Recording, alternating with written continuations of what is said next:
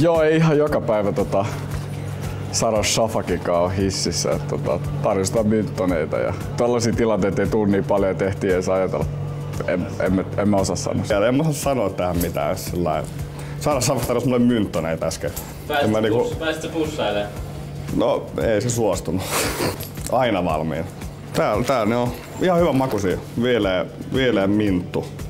Toimii. No kyllä sitä vähän miettii, että mä aluksi katselin, että onko se oikeasti se, mutta sit kun se ehdotti, että pussaillaanko, niin kyllä se piti pari kertaa miettiä, että onko se ja pussaillaanko me. No kuinka kävi? No ei pussailla, se tunki mynttonia käteen. No, mä menin hissiin ja sitten siellä oli toi Saras Shafakki, se Miss Suomi tyyppi. Oh shit! Sitten se kysyi, että halutaanko pussailla ja sit vaan painettiin kakkoseen hissiin ja lähtiin alas. Mitä sä vastasit? Todellakin. Mitä sä vastasit? Todellakin.